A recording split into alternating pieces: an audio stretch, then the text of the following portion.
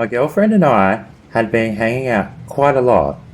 We both liked each other's company, but there were days where I just wanted the day to myself, or I was hanging out with someone else. I just played every day by ear as I was unemployed and I was dealing with my mental health, as my anxiety and depression wasn't that great after making the big move back home. I guess I was just trying to readjust. One day, we were hanging out and we decided to go for a drive into town. We went and seen one of our other friends and hung out at her place for a while, and then we left. We were just driving around and sitting at different locations and talking. I'm glad my dad let me drive his van around, otherwise I would have been stuck at home.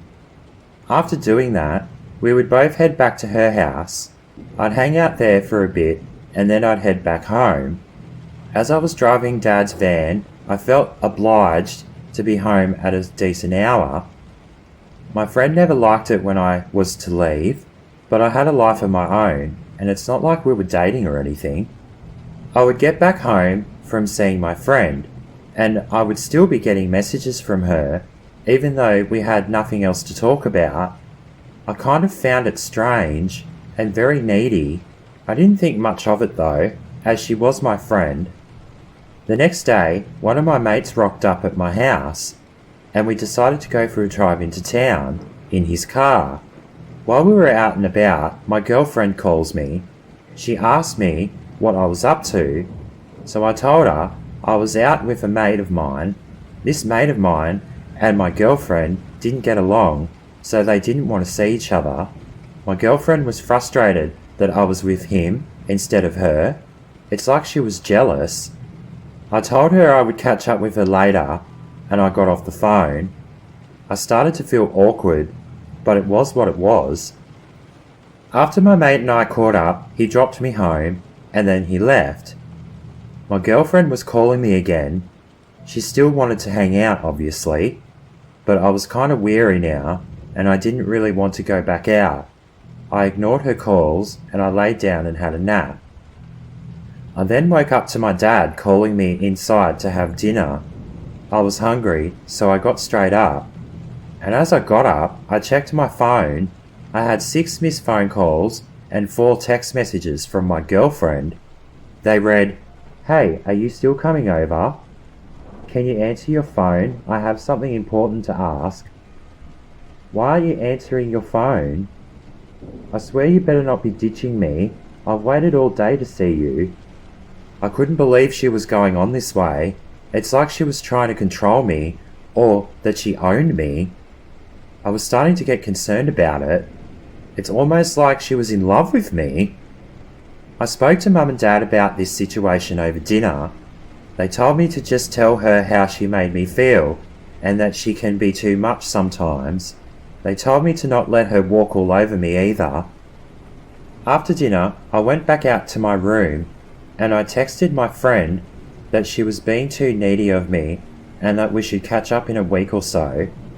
My friend rang me straight back, and I answered to her yelling and screaming at me. I almost couldn't understand what she was saying. Was she high or something? The way she spoke was way out of character. I couldn't take it anymore, and I hung up and turned my phone off. I didn't see my friend for about a week after that, but I did hear rumours from my other friend that she had been getting on the gear. I wasn't pleased to hear this, as meth was something I wanted to stay well away from. This then made me avoid her even more.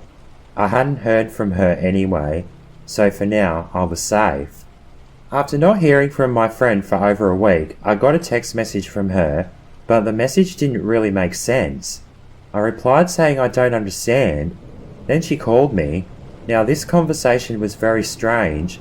I didn't hardly get a chance to speak, as she was talking at me. Her voice was heightened, and she was muttering certain words. She was high again. I asked her why she was on the gear again, and she didn't answer my question. She just kept muttering on about something else. I ended up saying to her that I couldn't talk to her while she was like this. Communication was breaking down badly, and I had enough. I hung up the phone, again in disappointment. It had been another 2 weeks since I heard from my friend, so one day I decided to go for a drive over to her house, but unfortunately she wasn't home. This was strange. I wonder where she was. Maybe she was at an appointment, or down at the shops, or maybe asleep.